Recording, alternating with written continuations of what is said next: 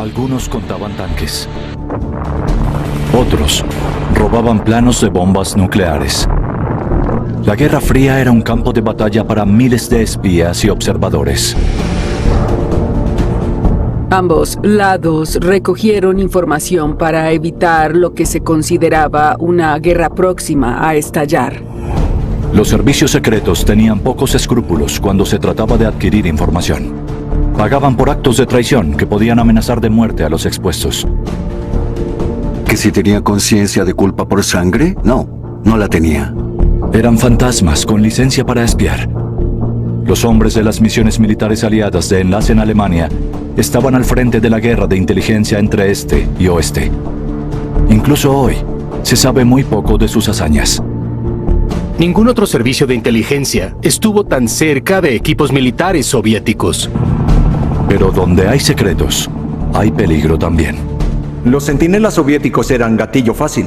Ellos disparaban primero y preguntaban luego si lo hacían. Una Kalashnikov, aquí en mi cuello. Bueno, no te muevas, muy bien. Los riesgos eran enormes. De hecho, ¿cómo rayos sigo vivo? ¿Cómo cualquiera de nosotros sigue vivo? No tengo idea. Eran amigos. Y yo entiendo que es perder a un amigo. Un amigo cercano, de hecho.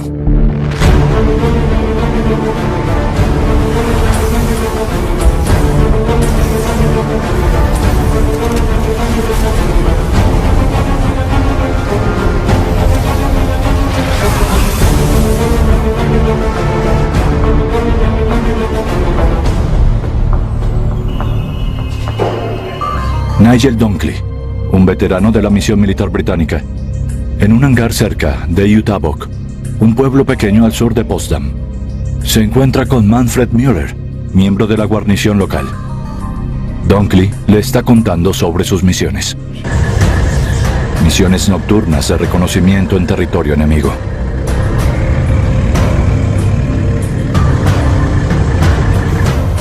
Manfred Müller tiene varios objetos en su museo que estaban muy en la lista de deseos de las misiones británicas en los años 80.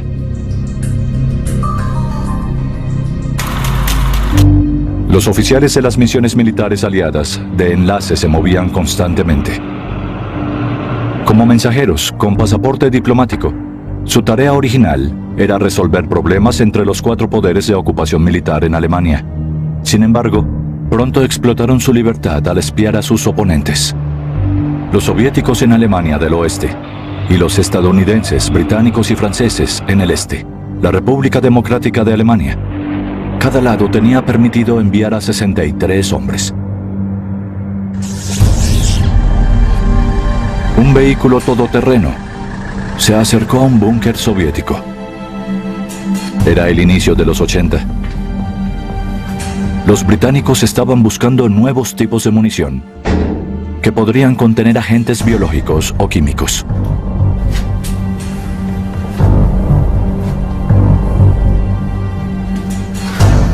El búnker solo debía estar tripulado durante ejercicios militares. Sin embargo, los intrusos no podían estar completamente seguros de eso. Llegaron a la habitación que tenía los filtros de aire. La forma en la que estos filtros estaban construidos le decía a los expertos contra qué agentes bélicos se suponía que protegían. Nigel Dunkley hacía parte de la búsqueda de estos filtros. En Uttabok, ve los antes deseados barriles otra vez. Dunkley nunca habla del trasfondo de sus misiones. La mayoría sigue siendo confidencial. Solo habla de lo que experimentó. Estaba oscuro. Dejé caer el filtro que sacaba. El guardia lo escuchó. Su perro ladró. Y entonces... salí corriendo tan rápido como pude. No hay otra expresión para decirlo. La OTAN insistió en acelerar la investigación. ¿Cómo estaban construidos los filtros soviéticos? ¿Para qué agentes de guerra se preparaban los soviéticos en una emergencia? ¿Podían ser un tipo de agentes de los que Occidente aún no sabía nada? En 1982, en una zona de ejercicio militar, los británicos consiguieron el primer filtro. La noticia del barril capturado llegó al Ministerio de Defensa en Londres como una bomba. Parecía ser que el filtro protegía contra gérmenes también. Partículas biológicas dispersadas por una granada, por ejemplo. En respuesta, se dice que la OTAN lanzó un programa de investigación para actualizar sus propios filtros. Por supuesto, sabíamos que cualquier cosa importante que tomáramos prestada, como decíamos, con toda probabilidad se reemplazaría rápidamente. Y una semana después volvíamos y había uno nuevo, el que queríamos, entonces también lo robábamos. En Afganistán, tropas soviéticas habían estado ocupando el país desde diciembre de 1979. Moscú quería romper toda resistencia contra el régimen comunista que había sido instalado en Kabul. Los mujahidines insurgentes no tenían oportunidad contra el poder del armamento soviético desplegado.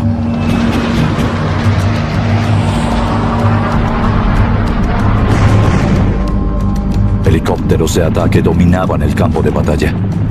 Pero en secreto, Estados Unidos apoyaba a los grupos de resistencia islámicos en Afganistán. La guerra en el Hindú Kush se convirtió en otro teatro de operaciones para los servicios secretos. La CIA, Agencia Central de Inteligencia, lanzó un programa llamado Ciclón, una de las operaciones de la CIA más largas y costosas hasta la fecha. En total, el costo de este programa encubierto, que incluía envío de armas y ayuda económica, fue de unos $7,000 millones. Este dinero llegó especialmente a Pakistán, el centro del armamento de los mujahidines.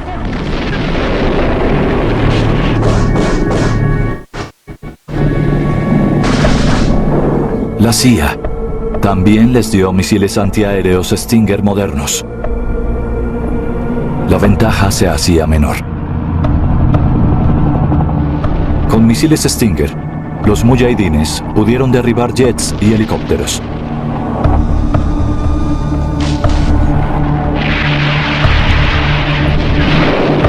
Las tropas soviéticas sufrieron muchas bajas.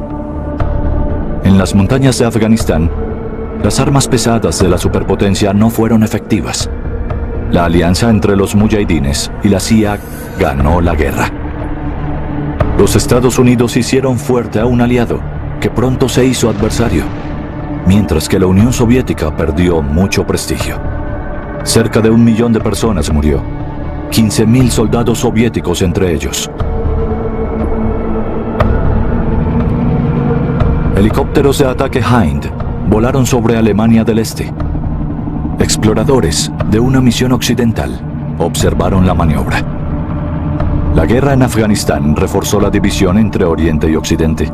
Las tropas soviéticas hicieron uso de nuevas estrategias de ataque. Los pilotos de los Hind me impresionaban y yo también fui piloto, pero de aviones. Volaban bajo, con agresividad y mantenían el control de sus aeronaves. Dudo que nuestros pilotos de helicóptero volaran mejor que muchos pilotos de Hinds que yo vi. La tarea de las misiones militares era descubrir si los soviéticos estaban usando unidades de combate de Alemania del Este en Afganistán. Necesitaban producir información, no importaba cómo la consiguieran. Los oficiales con pasaportes diplomáticos se pusieron cubrebocas hasta los muslos y guantes protectores. Ninguno de ellos sabía qué tendrían que tocar esa noche. Chequearon sus linternas una última vez. Su objetivo era el basurero del cuartel. Pero no estaban solos. El menor de los ruidos podía delatar a los exploradores y alertar a los guardias. Examinar basureros por la noche era parte de la operación Tomahawk británica. Actividades clasificadas como confidenciales hasta hace poco.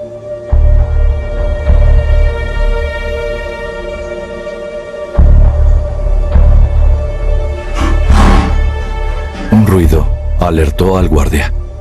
Los fisgones registraron la zona. ¿Podría haber otro guardia?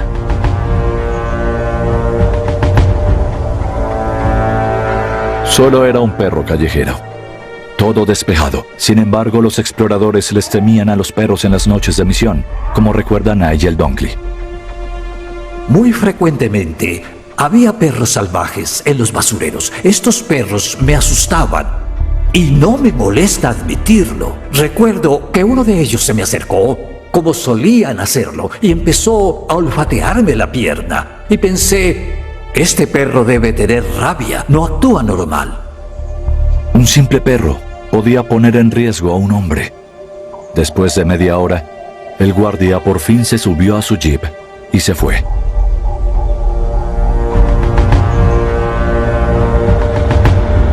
Con el camino al basurero despejado, los exploradores británicos esperaban encontrar fichas técnicas descartadas sobre tanques, listas de turnos, blocs de notas y quizás evidencia de las misiones en Afganistán. En lugar de eso, hallaron desperdicios de la cocina en descomposición. Mientras buscaban metódicamente algo útil para sus analistas, tuvieron suerte. Una postal mugrienta con un número postal del campo de batalla. Sabían que esos números eran la clave de la estructura de un ejército y de su orden de batalla en caso de guerra. Los soldados tenían números, como las unidades en las que hacían su servicio y los tanques en los que peleaban en una emergencia.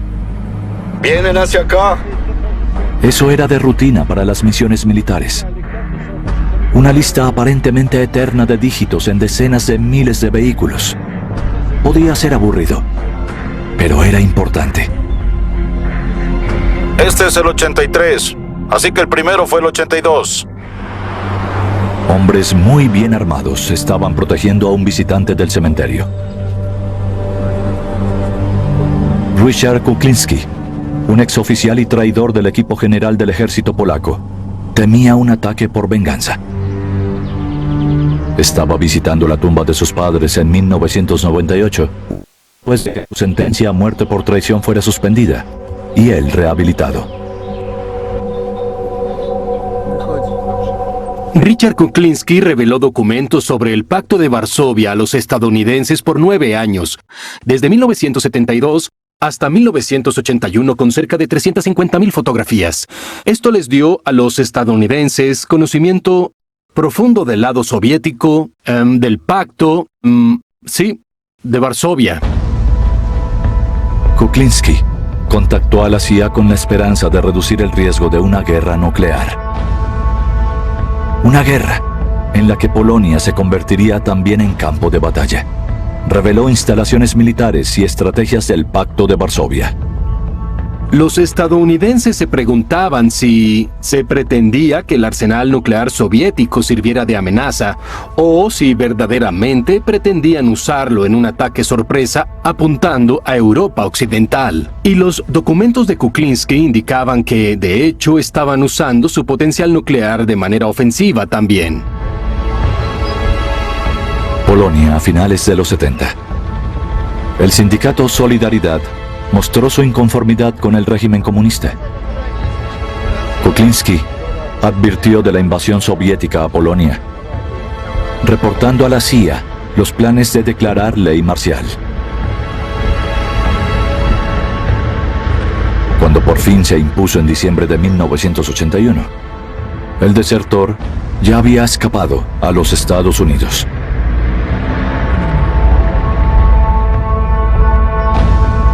Escondiéndolos en cajas, la CIA sacó a Kuklinski, a su esposa y a sus 2 hijos por Berlín del Este. En un camión, disfrazados como equipaje diplomático, escaparon en el último minuto. En el 84 fue declarado muerto in absentia. La sentencia no se revirtió hasta 1997. mucho después de que el Pacto de Varsovia se hubiera disuelto y Polonia ya no fuera un país comunista. Kuklinski era controversial por el debate que había sobre el estatus de Polonia durante la Guerra Fría. ¿Era un país soberano? Si era así, Kuklinski traicionó a Polonia y fue considerado un traidor, ¿o fue un títere de los soviéticos de manera que Kuklinski solo traicionó al poder ocupante? Richard Kuklinski no fue presa de un acto de venganza. En 2006, murió de un derrame en su exilio en Estados Unidos. Hasta el día de hoy, es una figura controversial en Polonia. Sin embargo, el Pacto de Varsovia no fue la única víctima de un maestro espía. La OTAN también lo fue. El empleador de este espía fue el Ministerio de Seguridad del Estado de la RDA, la Stasi. Su nombre en clave era Topacio. Su nombre real es Rainer Rupp. Como espía no cometía errores. No fue sino hasta 1993 que fue arrestado y llevado a juicio. Rupp estuvo distribuyendo documentos confidenciales sobre la estrategia militar de la OTAN y sobre planes de armamento a Alemania del Este desde 1977. Rainer Rupp tenía acceso a documentos con los que solo se podían soñar. Eran documentos clave del cuartel general de la OTAN. Eran tan fantásticos que el Ministerio de Seguridad del Estado se los pasó de inmediato a la KGB apenas los recibieron. Rupp fue espía por convicción política. Fue sentenciado a 12 años con cargos de alta traición, lo que podría haber sido desastroso en caso de conflicto, como afirmó la opinión de la Corte. La OTAN trabajó por su rearmamento nuclear a finales de los 70, pero nadie sospechaba que Moscú tuviera inteligencia de ello, gracias a su espía Topacio. Nigel Dunkley se encuentra en un hospital militar en Belitz, un lugar que aún lo asedia. Hace cerca de 30 años, estaba hurgando secretamente la basura de los quirófanos. Había un olor dulce, podrido, asqueroso. Los sanatorios de Belitz fueron construidos a finales del siglo XIX y comienzos del XX. Después de la Segunda Guerra Mundial llegaron los soviéticos. En la década de 1980, el interés de las misiones por los hospitales militares soviéticos creció. Sobre todo, entre los británicos que esperaban encontrar nuevas informaciones en Belitz sobre la guerra en Afganistán. Los soviéticos sufrieron muchas bajas en Hindú Kush. Es posible que algunos de sus heridos fueran tratados en Alemania. Los británicos querían averiguar si esa presunción era cierta. Por eso enviaron a Dunkley a Belitz, uno de los destinos más deprimentes en los que ha estado.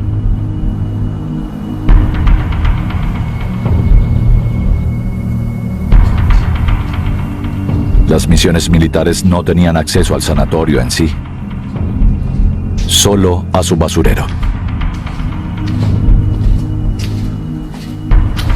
Volver a este lugar, después de tantos años, sigue siendo una experiencia muy emotiva. Cuando pienso en lo que ocurrió, cuando pienso en lo que sucedió, el agente del ejército soviético que sufrió aquí, para mí, tantos años después, sigue siendo una experiencia muy, muy conmovedora. Los quirófanos están en ruinas, pero solo hacen falta unos pocos remanentes para enviar a Dunkley en un viaje en el tiempo. Un escaparate de medicamentos en el departamento de anestesia es una ventana hacia el pasado.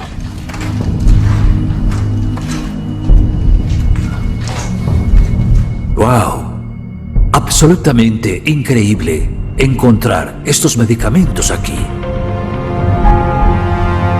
Dunkley contempla el destino de los pacientes y el trabajo de los doctores. Es extraordinario pensar que mientras los rusos hacían sus preparaciones quirúrgicas, aquí, en este quirófano, nosotros al mismo tiempo, estábamos afuera esperando. Los pedazos de uniforme manchados totalmente de sangre. Las vendas cubiertas de cosas, piezas y trozos, incluso partes del cuerpo. Nosotros esperábamos como buitres en una rama. Por horas estaban a la espera en el lugar de desechos. Querían saber dónde estaban botando las nuevas bolsas.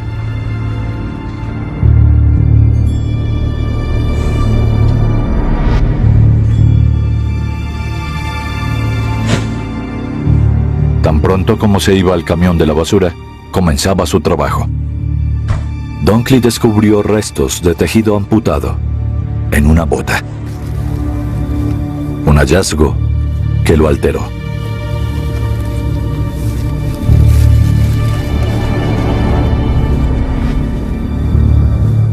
Yo hice eso por 2 años y medio. No se puede hacer estas cosas sin que, después de un tiempo, tenga un gran efecto en ti. Y es cuando piensas y reflexionas en todo lo que has encontrado y te preguntas por el destino del joven cuyo bolsillo tú le hurgaste. Revisar desperdicios no era un método nuevo en el negocio del espionaje. Que las misiones también lo utilizaban fue un secreto bien guardado por bastante tiempo. Hurgaban papeles y cartas, buscándolos sistemáticamente en los bolsillos de uniformes desechados. En un bolsillo de la chaqueta de un uniforme había una carta que decía: Daragai Mat, querida mamá, querida madre, creo que soy el último que queda. Fuimos atacados recientemente. Fue horrible. Creo que soy el único sobreviviente de esa emboscada del Talibán. Y es demasiado impactante empezar a pensar qué le ocurrió a ese soldado, porque nunca terminó la carta. El número de soldados heridos en Afganistán que se retiraron en Belitz era discutido. Probablemente hubo casos individuales, soldados soviéticos enviados allá desde Alemania del Este.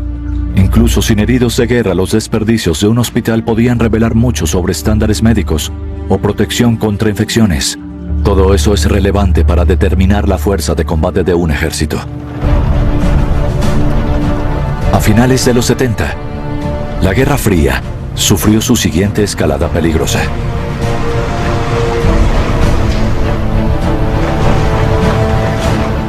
Cada SS-20 portaba 3 ojivas nucleares y podía alcanzar cualquier ubicación de Europa Occidental desde Rusia.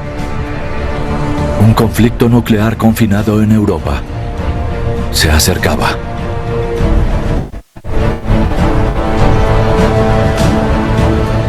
Podría ser una alternativa para las superpotencias, pero significaría el final de Alemania.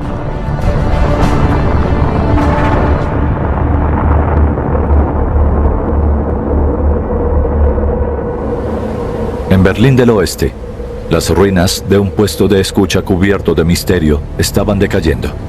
Su revestimiento protector estaba hecho jirones, sus antenas estaban desmanteladas. Helmut Müller-Embergs, un experto en servicios secretos, se imagina el parloteo de las voces en las ondas que los espías del Teufelsberg, la colina del diablo, solían escuchar. No sabían qué ocurría en el este, pero desde aquí podían echar un vistazo a los escritorios de sus enemigos, por decirlo de esa manera, a donde estaban llevando tanques, donde se hacían maniobras, donde ocurría todo. Los estadounidenses y los británicos usaron Teufelsberg como base para espiar. Un personal de 1.500 personas interceptaba, traducía y analizaba por turnos. Sus antenas recibían comunicaciones a una distancia de varios cientos de kilómetros. Si no hubo fuentes o agentes de la Stasi en este lugar, probablemente seguiríamos sin saber quién sirvió aquí o cuánto sabía, y no sabríamos qué clase de material grabaron en ese entonces. Teufelsberg era una estación de una red global, operada por la Agencia de Seguridad Nacional o NSA. Un equipo efectivo de escuchas que a principios de los 80 seguía siendo confidencial. Sin embargo, eso estaba por cambiar. con James William Hall, un soldado estadounidense que trabajaba en Teufelsberg. En 1982, Hall empezó a pasarles documentos secretos sobre la operación estadounidense de escuchas a la KGB y a la Stasi. Entre ellos había listas largas de los objetivos de la NSA.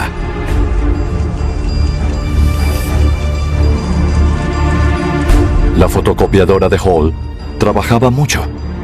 Se dice que él y su cómplice usaban gafas de sol para poder mantener la tapa de la fotocopiadora abierta y así trabajar más rápido. Incluso un documento clasificado con el nombre en clave Canopy Wing fue enviado a Berlín del Este de esa manera.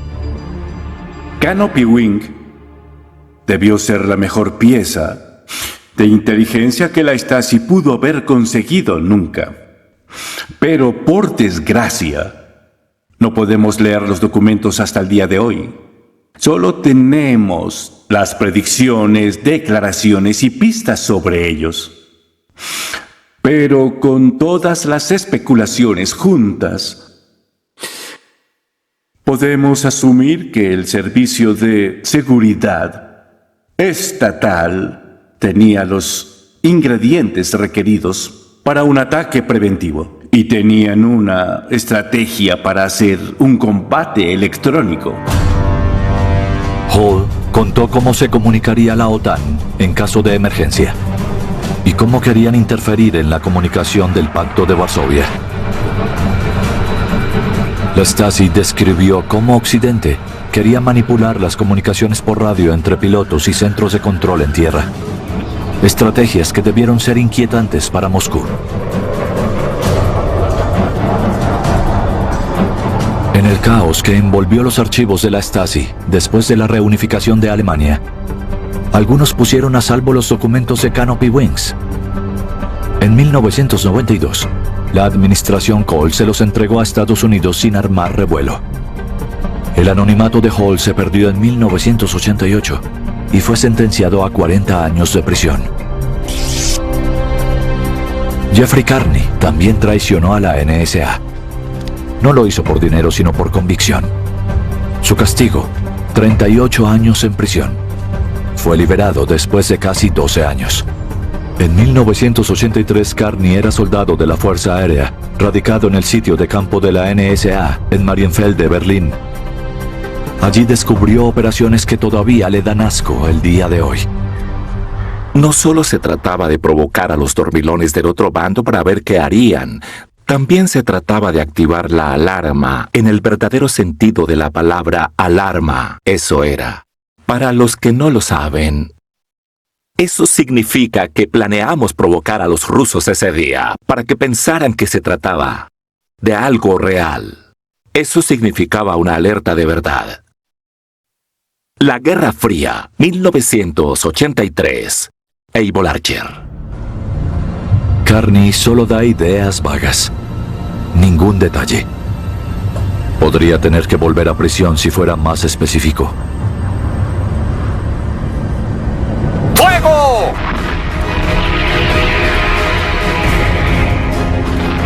El ejercicio del puesto de comando, Eivor Archer, fue lo más notable de las maniobras anuales de otoño. Como cada año, la OTAN practicaba la defensa de Europa Occidental contra un ataque. ¡Vamos! ¡Todos abajo! El despliegue de tropas hecho como entrenamiento había sido un ejercicio rutinario desde los años 60. Pero en 1983, Moscú tenía razón de observar las maniobras de otoño con particular sospecha. Este año, la OTAN reubicó 40.000 tropas en Europa y 16.000 llegaron de los Estados Unidos en misiones silenciosas. A principios de noviembre, el ejercicio del puesto de comando, Eivor Archer, empezó.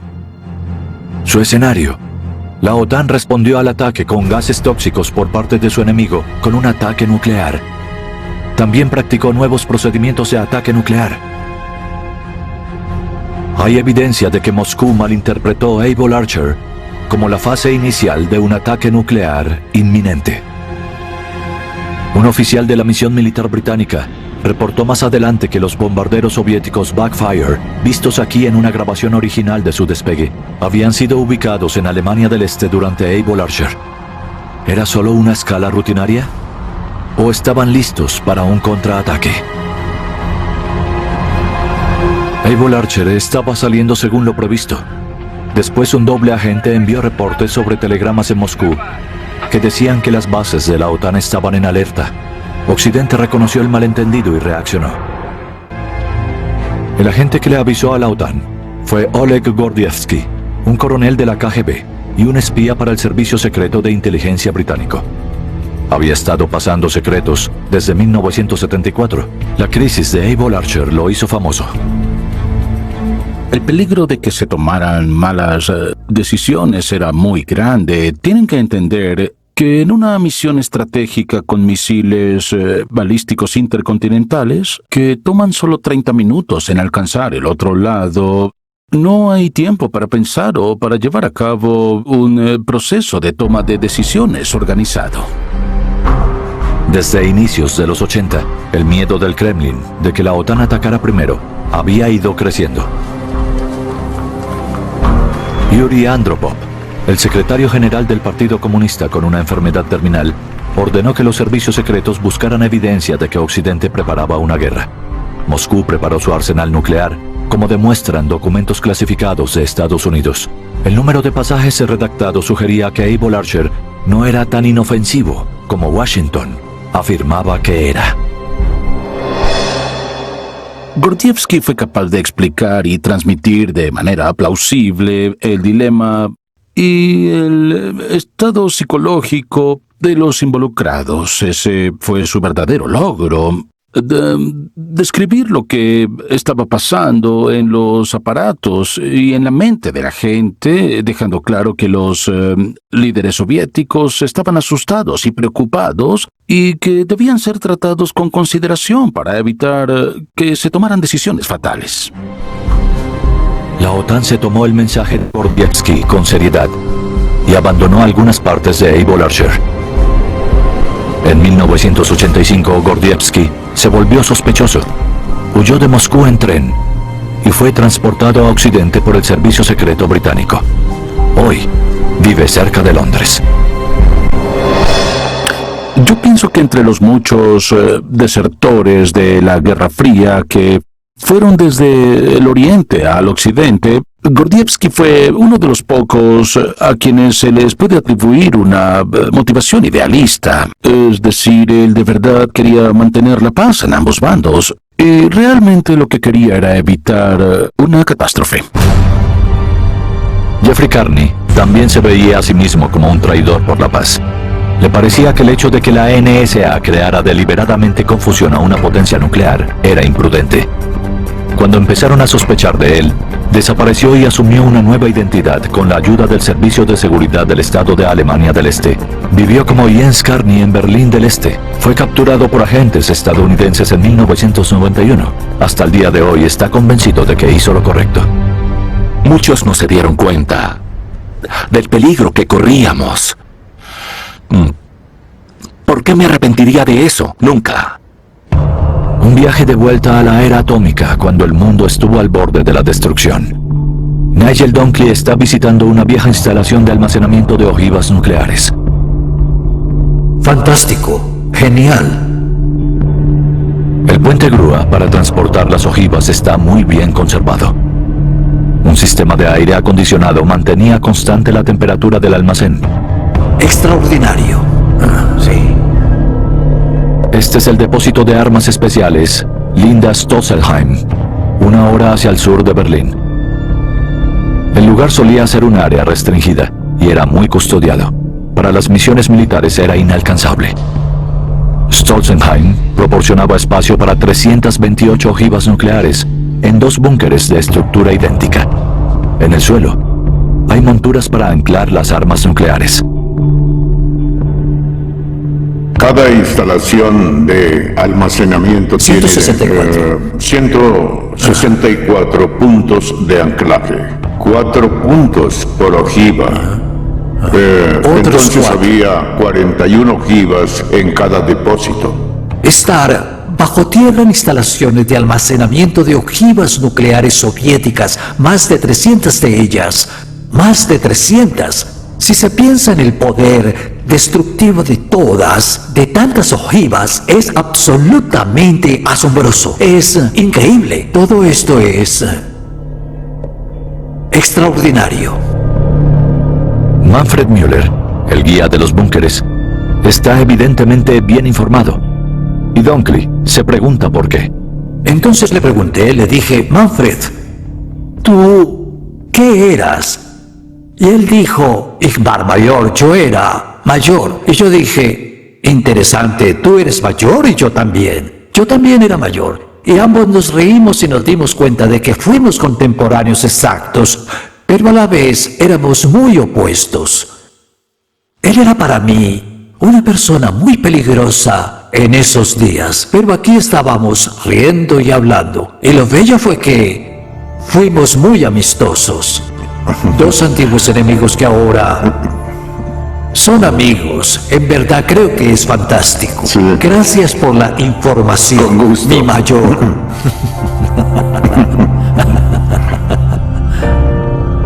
Por desgracia, su amistad solo duró poco tiempo. Pocos meses después, Manfred Müller murió.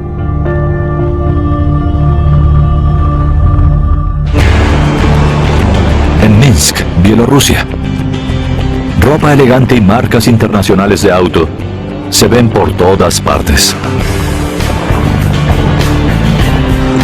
Hace 40 años, cuando Vladimir Paskalev se reportó para el deber en Alemania del Oeste, era muy diferente.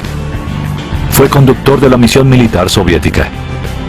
Habiendo sido expuesto al trajín y al bullicio de la sociedad consumidora occidental, fue chofer para los oficiales en sus misiones de reconocimiento. No se considera a sí mismo un espía. No diría que nos espiábamos. Nos observábamos. Y manteníamos contacto con el alto mando de las fuerzas soviéticas en Alemania, a quien podíamos observar. Solo monitoreábamos el movimiento de las tropas, porque no teníamos acceso a áreas restringidas. A la edad de 21 años, llegó a Bunde, Westfalia, el lugar de la misión militar soviética, o Soxmis, en el sector británico. Su tarea principal era hacer misiones de reconocimiento. Se habían vuelto rutinarias en el conflicto entre dos bloques que no se tenían confianza.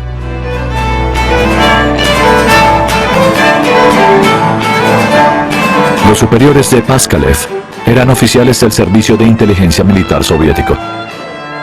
Su misión era análoga a la de los británicos, los franceses y los estadounidenses en Alemania del Este.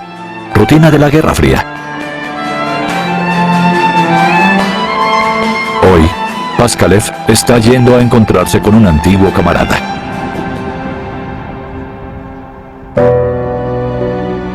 Miodel, en el campo bielorruso, a 3 horas de Minsk en auto. Sergei Sidorenko espera a Paskalev. Se han puesto en contacto por internet, casi 40 años después de su estadía en Alemania. Sergei solía ser conductor también. Estaba con la misión de Frankfurt. Hoy está en silla de ruedas porque perdió una pierna tras un derrame.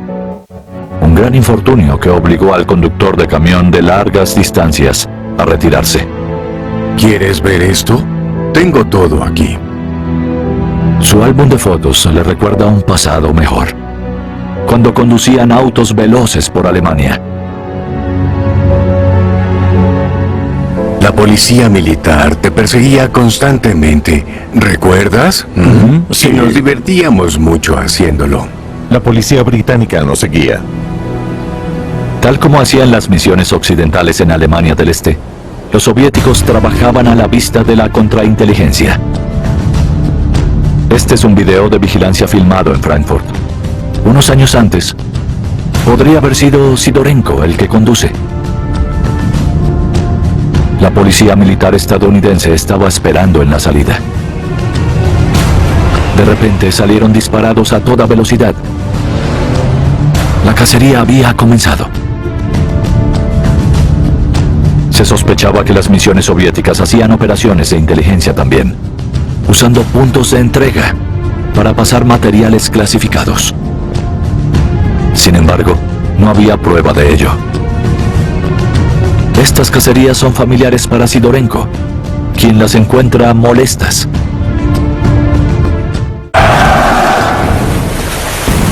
Así que Ragnar ha vuelto.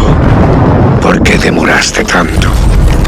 Recuerda, Lagertha, que yo soy la reina. Lo recuerdo perfectamente. Algún día te mataré, Lagertha.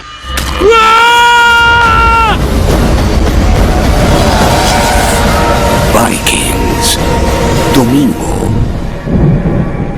Por History 2. Los GOATs también juegan en el casino online. Todos los GOATs están en Codere. Conviértete en uno y vive una experiencia Codere. El día que fui al baño y sentí un ligero dolor al evacuar,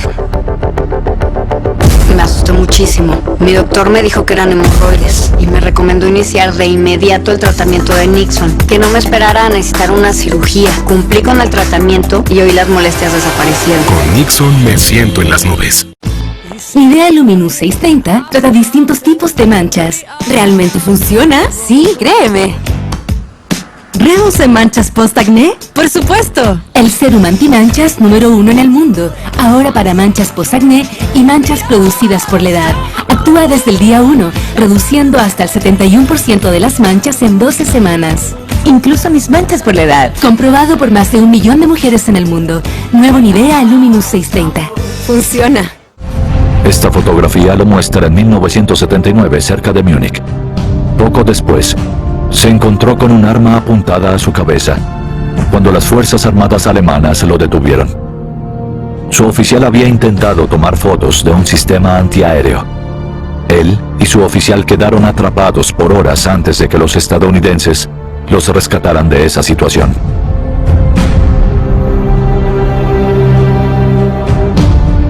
No cabe duda de que teníamos mucho miedo de la policía cuando nos perseguían, sobre todo cuando ese oficial del ejército alemán me apuntó con su arma y vi soldados con ametralladoras rodeándome.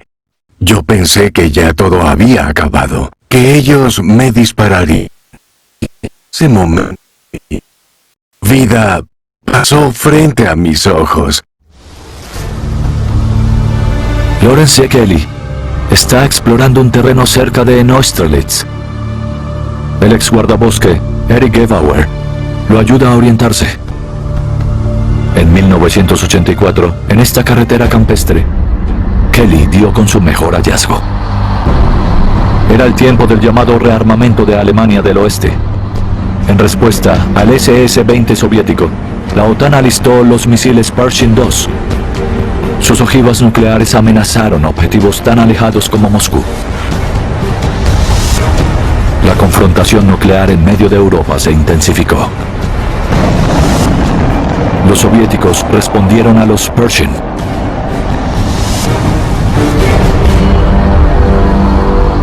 Caravanas nocturnas en Alemania del Este se prestaron para problemas. Kelly se encontró con una de ellas en ese entonces.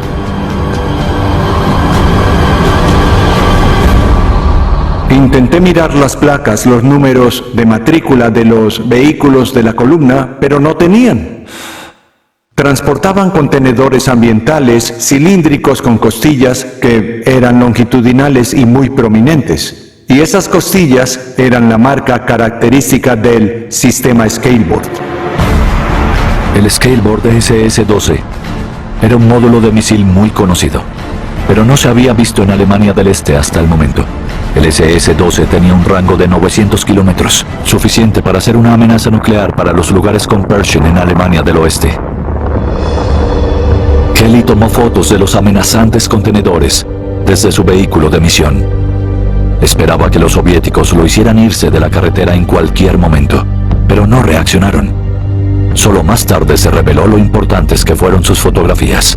Fueron las primeras fotos a nivel del suelo de este componente del sistema de estas armas, por lo menos en el occidente.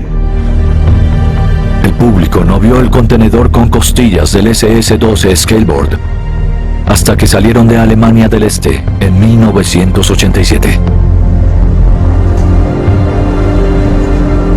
Un año antes, el presidente de los Estados Unidos Ronald Reagan y el secretario general soviético Mikhail Gorbachev habían acordado eliminar todos los misiles balísticos de rango intermedio de Europa con el tratado INF. No solo el SS-12, sino también el Pershing II y los misiles SS-20 fueron destruidos. Pero a pesar de la política de distensión de máximo nivel, la guerra de espionaje continuó. Robert Hansen fue uno de los traidores más serios en la historia de los servicios secretos de inteligencia de Estados Unidos. Hubo que esperar hasta el 2001 para que el FBI lo expusiera y lo arrestara. Hansen tuvo una posición clave en la contrainteligencia estadounidense, una posición soñada para un espía de la KGB. Hansen era un típico católico devoto, iba a la iglesia, tenía una familia y varios hijos, era un padre dedicado. Y nada de eso se ajustaba al patrón, porque los traidores normalmente tenían biografías más enredadas y alguien con 3 divorcios y problemas de alcohol era mucho más usual. Fue pura codicia lo que motivó al supuesto ciudadano ejemplar. Comenzó su lucrativa doble vida en 1979. Las autoridades investigativas estimaron que en total recibió 1,4 millones de dólares como pago. Como profesional de la inteligencia, Hansen conoció las trampas del negocio y las evitó. Los soviéticos nunca supieron quién era hasta que lo arrestaron. Él nunca se encontró con nadie, era muy cuidadoso y muy inteligente. Por eso les tomó tanto tiempo poder encontrarlo. El arresto de Hansen fue una sorpresa para la contrainteligencia estadounidense. Reveló la posición de búnkeres secretos del gobierno e información sobre las operaciones contra la KGB. Su peor traición, sin embargo, fue revelarle fuentes de la CIA a la Unión Soviética, enviando así estos informantes a su perdición. El hecho de que alguien tiene tal insensibilidad y que no muestra ninguna característica externa común, cometa semejante crimen, lo convierte sin duda en un criminal perfecto. Él debió ser condenado a muerte, pero se las arregló para salir con vida a dar un testimonio detallado. Hansen fue sentenciado a 15 cadenas perpetuas consecutivas sin posibilidad de libertad condicional. Aldrich Ames también está cumpliendo cadena perpetua. A cambio de varios millones de dólares en dinero manchado de sangre, envió a agentes estadounidenses en Moscú a su muerte y no muestra remordimiento.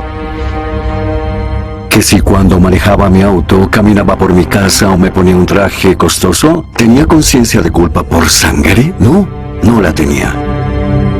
No demostró compasión por los que traicionó, ni siquiera cuando los ejecutó la KGB. Para Ames, la muerte era un riesgo ocupacional para los espías.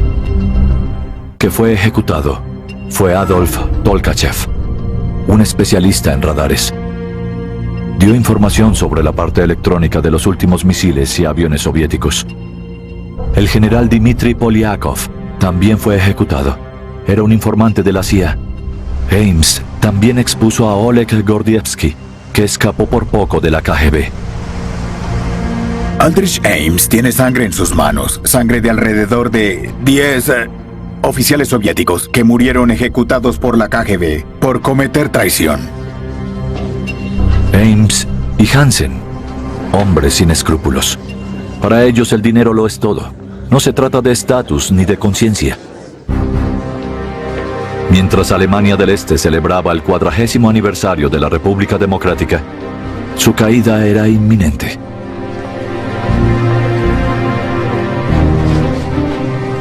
Gorbachev presionó a Berlín del Este para que implementaran reformas.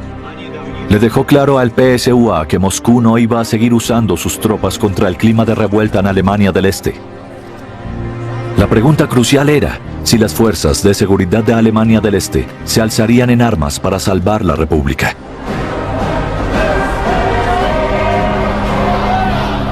¿Será que los líderes de la RDA se arriesgarían a entrar en conflicto con Moscú? El Servicio Federal de Inteligencia de Alemania del Oeste envió una señal muy clara a Bonn, alimentándose de fuentes de Berlín del Este que no han sido reveladas hasta el día de hoy. Y entonces quedó muy claro lo dependientes que eran la RDA y sus líderes del PSUA. No tenían permitido tomar tales decisiones ellos solos, pero recibieron órdenes de Moscú de no disparar. En el instante en que les dieron esa orden y los líderes de la PSUA la siguieron, básicamente todo estaba terminado. El 9 de noviembre, derrumbaron el muro. El régimen se quedó mirando paralizado, mientras el deseo de libertad de su pueblo se volvía abrumador. ¡Ya es nuestra hora, por fin! ¡La hora de la libertad! Alemania se encaminó a la reunificación. La Guerra Fría estaba terminando. Y la salida de cientos de miles de soldados empezó en el este y en el oeste también. Con la reunificación de Alemania, en octubre de 1990, la era de las misiones militares aliadas también terminó.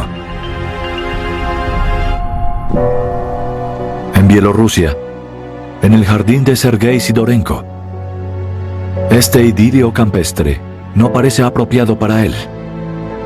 Mientras estuvo con la misión militar soviética en Alemania, siempre se estuvo moviendo. Y así fue después cuando fue camionero de largas distancias. Hoy está en silla de ruedas. Conoció a Lawrence G. Kelly por internet. Comparten recuerdos de sus servicios en las misiones.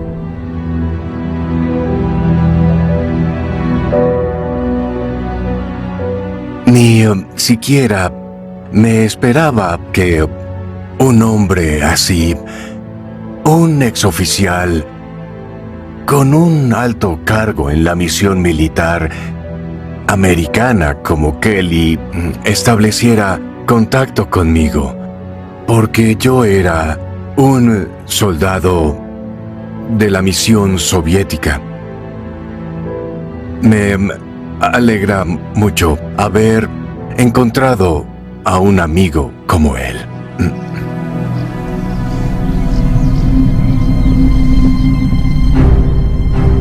Sergei Sidorenko vuelve a la calle. Su nueva silla de ruedas le ha devuelto un poco de libertad.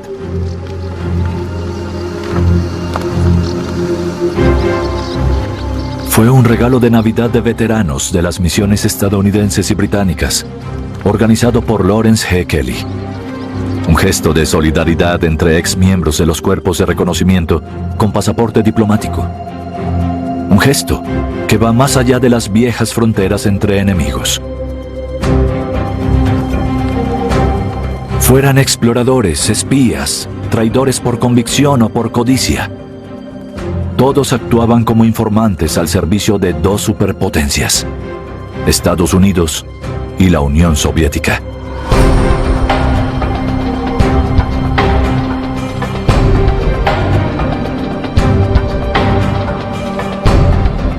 Muchos arriesgaron sus vidas y algunos perdieron las suyas. Pero la mayoría de ellos contribuyeron a la seguridad durante la Guerra Fría, con reconocimientos, espionaje e incluso con traición. Pues nada es más peligroso en la era atómica que no saber nada sobre tu enemigo potencial.